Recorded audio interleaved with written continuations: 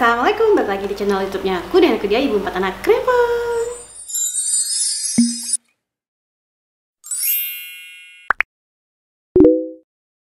Apa kabar kalian semuanya? Semoga kalian sehat selalu. Di video ini aku mau sharing tips perawatan ibu setelah melahirkan pasca operasi sesar. Jadi berdasarkan pengalaman aku waktu melahirkan secara sesar di anak aku yang nomor 4, jadilah aku buat video ini untuk sharing ke kalian. Jadi kalau misalnya kalian pengen informasi lebih jelas tentang apa yang bakal aku bahas di video ini, tonton video ini dari awal sampai akhir. Kita langsung aja ke pembahasan. Biasa sebelum ke video aku mau disclaimer dulu bahwa apa yang aku ceritain di sini adalah semuanya berdasarkan pengalaman aku. Aku bukan tenaga ahli medis, aku bukan dokter, aku bukan bidan. Pure apa yang aku ceritain di sini adalah semuanya berdasarkan pengalaman aku. Yang pertama-tama aku pengen cerita dulu. Jadi aku tuh melahirkan operasi sesar di anak aku yang nomor 4. Jadi anak yang pertama, kedua, ketiga itu semuanya normal, alhamdulillah. Aku udah ceritain kenapa aku sampai operasi sesar di anak aku yang keempat. Nanti moms bisa cek video yang di sini. Aku udah cerita semua lengkap di situ. Berdasarkan itu aku ngerasain nih perbedaan di saat aku melahirkan secara normal dengan aku melahirkan secara sesar. Aku akhirnya buat video ini sebagai sharing aku ke moms di luar sana bingung gitu merencanakan untuk operasi sesar. Ada yang mau merencanakan melahirkan secara normal, masih timbang-timbang gitu, boleh banget untuk nonton video ini sampai habis. Udah pasti yang pertama barang-barang harus dipersiapkan ya moms, seperti perlengkapan bayinya. Jangan lupa untuk hiburan mamanya juga, moms bisa pilih gitu apa sih yang moms seneng. Obat-obatan juga jangan lupa, perawatan moms dan perawatan bayi juga harus dipersiapkan sebelum melakukan operasi. Oke, langsung aja kita masuk ke tips perawatan setelah melahirkan. Personally aku di rumah sakit itu selama 4 hari. Moms bisa jadi lebih dari 4 hari. Kayaknya paling cepet tuh adalah 4 hari. Pengetahuan aku ya moms. Jadi kalau misalnya moms udah 2 hari pulang, kasih tahu di komen di bawah.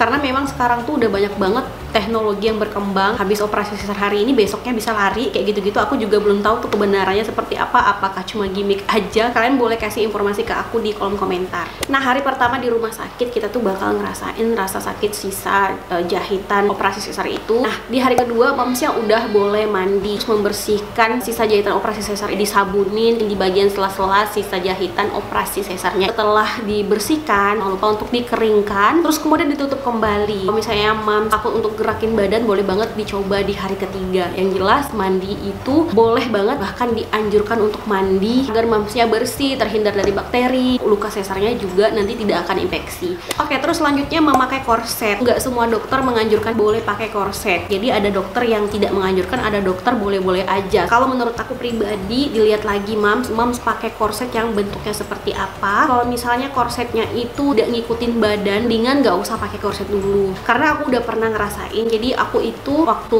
operasi sesar lumayan jauh dari rumah aku. Jadi jarak tempuhnya tuh sekitar 2 jam untuk sampai ke rumah aku. Kalimantan Barat tuh jalannya sebagian ada yang jelek gitu di pesisir, dan aku tinggal di sana. Guncangannya tuh lebih kencang. Akhirnya pas waktu aku pulang di hari keempat, aku mutusin untuk pakai korset. Sebelumnya tanya dulu nih gimana kalau misalnya aku pakai korset. Memang dokternya tidak menganjurkan untuk pakai korset, tapi aku tetap mau pakai. Akhirnya bidannya nyaranin mau pakai korset, dilapisin aja pakai pembalut panjang, templokin ke sisa luka jahitan operasi sesar aku, kemudian diplester, dan terus kemudian aku pakein korset. Akhirnya aku sampai di rumah, terus pas waktu aku buka bagian luka sesar aku itu ada sedikit berdarah. Nah, aku juga belum bisa mastiin luka darah itu karena apa. Saran aku, daripada nanti kenapa-kenapa, apalagi kalau misalnya kalian tidak punya alasan untuk pakai korset ini, belum butuh lah gitu, aku saranin untuk pakai korset di seminggu setelah melahirkan atau bisa lebih. Nah, jadi pakai korset itu boleh-boleh aja di hari pertama, hari kedua, hari ketiga, atau hari keempat, asalkan korsetnya itu memang dianjurkan dari dokternya, atau korset yang memang khusus untuk penyembuhan luka sesarnya itu sendiri. Nah, untuk selanjutnya moms boleh banget untuk mengkonsumsi jamu setelah menghabiskan obat dokter. Oke, untuk perawatan luka sesar aku tuh dikasih betadine. Jadi awalnya aku dikasih betadine sama dokter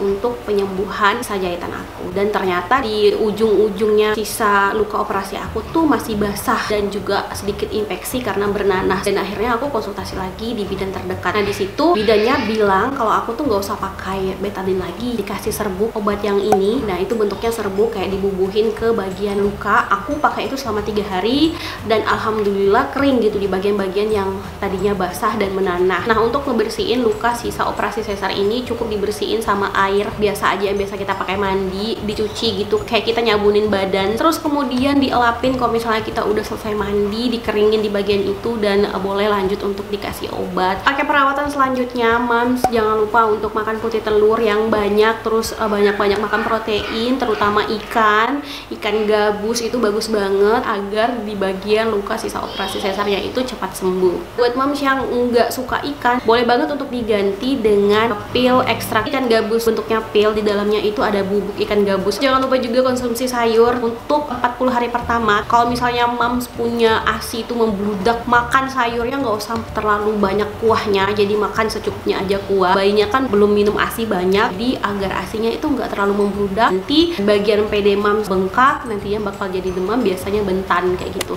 Oke, usahakan selama 40 hari untuk tetap pakai korset. Biasanya orang juga ada sampai 3 bulan pakai korset, betah banget. Tapi personally aku nggak betahan, jadi aku pakai korset cuma di 40 hari pertama aja. Jadi pakai korset itu fungsinya untuk mengencangkan bagian rahim yang tadinya agak terbuka biar cepat kembali ke posisi semula, juga buat perut kita kenceng. Tips perawatan terakhir, Mamsnya tetap mandi, jadi jangan sampai mandinya dilupain kayak mandinya 2 hari sekali. No.